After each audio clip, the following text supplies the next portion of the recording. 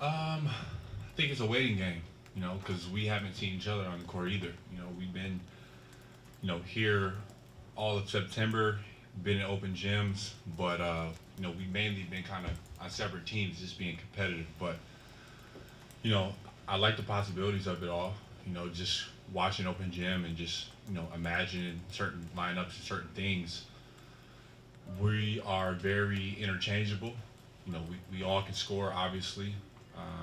We're all willing passers. We all know how to play the game of basketball, and you know, we're very all three unique type of players. You look at Brad; he's extremely athletic, can score at the bunches, can score from all three levels. KP is the unicorn, obviously, and I'm just coming into my own, and really embracing being an all-around type of player. So, um, like I said, it's a waiting game. It's obviously very exciting, but we still have to get on the court and figure it out. Um, Straight down the middle. What was that experience like, I should say? Not Oh, okay, there we go. The experience was fun. It was great. I haven't threw a baseball in probably like 6, 7 years. I threw a first pitch at like a AAA game in college, but um, that mound just looks a little bit different than AAA. And it was very fun. I had Monte there. We were warming up a little bit on the side, and I laid it out there. Yeah, it's just a funny full circle moment. I'll tell you this today. We just had our like a team meeting before this, just to go over certain things. Meet our media relations team for all the new players. And back in like third, fourth, fifth, sixth grade, the teacher never put us together. They never put us next to each other because we would just cause havoc, right? And he was sitting across the room, and everybody's talking. I'm kind of listening, and I'm looking at all my teammates, and me and him glance at each other, but we just start laughing, and it just brought back what we used to do in like third, fourth, fifth grade. Be across class, start laughing, and one of us would get in trouble for it. But um, it's very fun. It's very exciting. It's a childhood dream.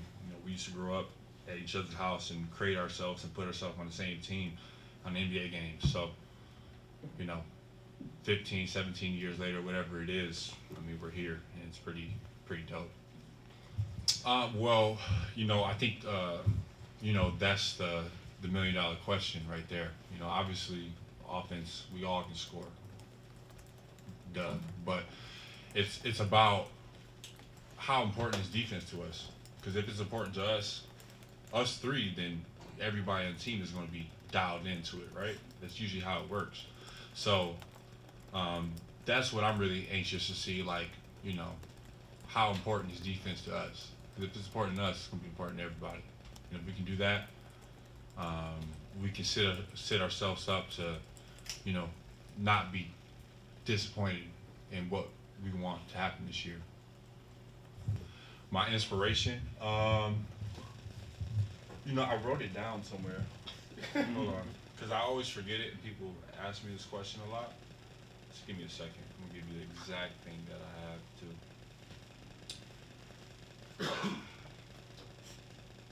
Sorry, guys.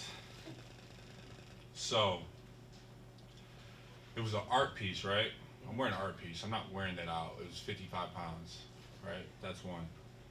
So it's an art piece in a futuristic theatrical runway show in what the metaverse would look like. Translation. uh, future, this futuristic look of what fashion could look like in the future. I like it. Yeah, if that made sense for everybody. Yeah. Yeah.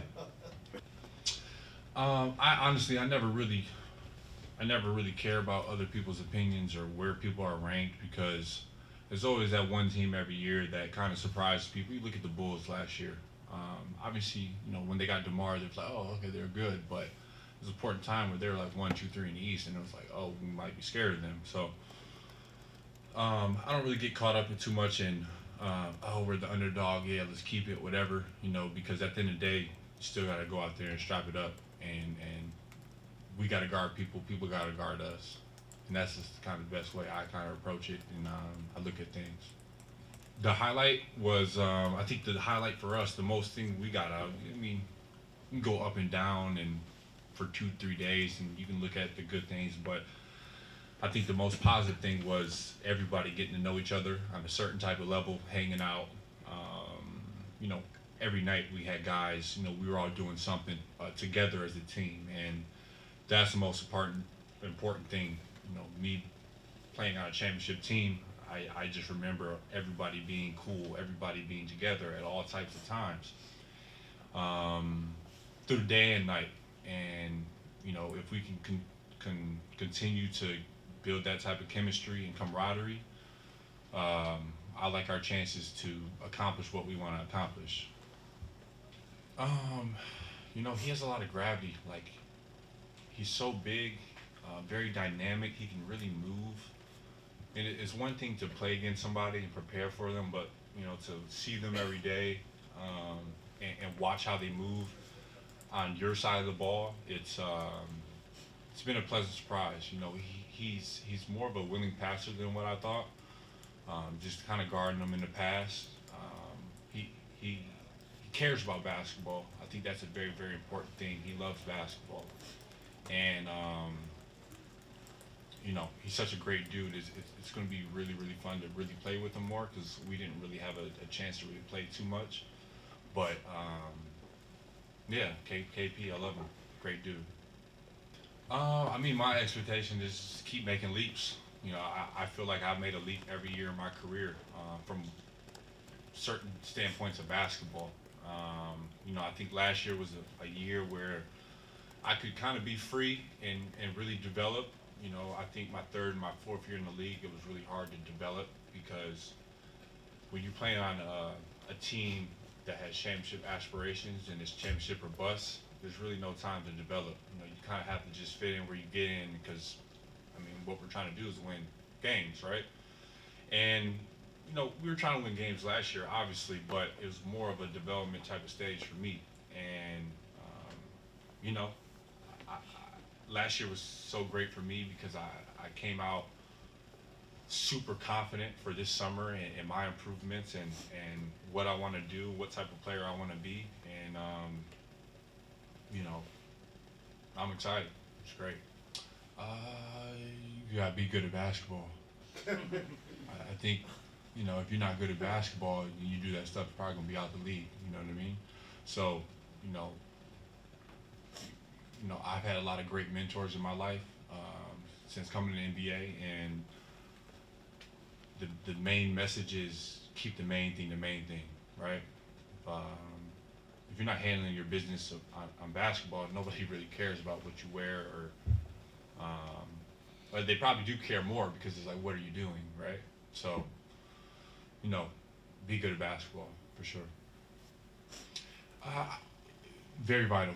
You know, I'm very indifferent a little bit about it. I think it's a great idea that college kids or high school kids can come right here, because in this landscape and how the world and society is today, college is kind of a circus now. You can just transfer and you go wherever. You're handing 17-year-old kids $200,000-$300,000. Now, you know, a lot of them feel like they're entitled, or they've made it. And in the grand scheme of things, when you're 17, it's like, oh, I just got this $250,000 NIL. I'm rich. But the grand scheme, and you want to continue to play basketball, it's not a lot of money, right? So, but when I was in college, I needed college. I needed structure. I needed to learn time management. I needed to play high major Division I basketball, because I still had to develop. I'm a little bit different. You know, I never had a chance to even think about the NBA until I was probably 21, maybe 20. So that's why I said, you know, I'm teetering the fence, but we live in a different age, and I think, you know, Adam Silver did a great job. He always does a great job. The leadership in this league is great, and they try to make the best rules for how current events are changing, and no, I like it. I like it. Yeah, you know, I think that's just who I am, because I believe on a basketball court I can do everything. And for me, how to elevate my game is, I think the next step is elevating others, making other players better. You know, I seen it best from LeBron James watching him. He made me better, but he made 1 through 17 better. If you're on the court with him, you're going to get easy looks, right? And you're going to get platters. When I say platters, is the ball is just going to be right here, right? And that's the type of player I want to be because I have that ability and I can make others feel good, but also better too. So, what does that mean? A connector means you know what a glue guy is, right? So essentially that. So he is a very underrated NBA player. I think he was, I want to say he was the 52nd pick, and he took the hard way to where he is now, and it's very commendable. He started in the G League, worked his way into being an NBA roster type of player, then a rotation player, and then last year he was a starter. And he just knows how to play the game of basketball, and that's very rare because, he's a point guard, but most point guards don't know how to play basketball unless they have the ball in their hands. And he's so good, and he's in the teammates that he's had in the past playing with Joker. The ball is always in Joker's hand, right? So the ball is always going to be in Brad's hand. It's always going to be around KP's hand. He's the type of player where he can control the offense, slow things down, get guys in position, but it also can go stand in the corner and knock down a key shot. And that's really rare to have because most guys are only good with the ball in their hands, and it takes a certain knowledgeable, mature player to do both, and that's what he does. Man, great. 𝗙𝗢𝗟𝗢𝗪 is somebody that I used to look up to when I was in college because, he was a 𝗙𝗢𝗥𝗘 Award winner, and I was this young freshman that I was playing like 5 to 6, 7 minutes a game, so I got a front row seat of watching him just methodically dominate people in college. And I learned so much from him, just how laid back he is, easygoing, how down to earth he is. He doesn't really take himself too serious, and I think that's such a rare trait. And we have such a great relationship and friendship over the years. That's like my brother. So being able to play with him, and obviously Monte too, but it's pretty surreal. Man, just how much everybody's embraced me, honestly.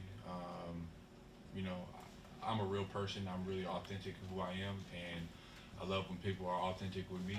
And the fan base here has been amazing, especially coming from LA. I was kind of in like a little dark place, because my exit and how people perceive me and the fan base, it kind of hurt me a little bit, right? But coming here, it was a fresh start, and just to see how people embrace me, not only in the community, but the fans at Cap One, the Wizards Brass organization, my teammates, it was everything, and it was a point in time in my life where I really needed like that type of hug. So, yeah, it's been amazing. Oh man, it was amazing. It was great because at the end of the day, like Laker fans are crazy as hell, right? Yeah.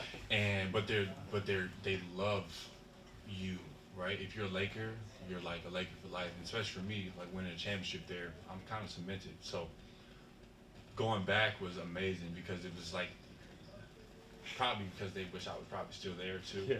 Obviously, the fans. I go here, Kuz, wish you happy, whatever. But you just feel the love that, love and hate is the same thing. It's the same emotion, right?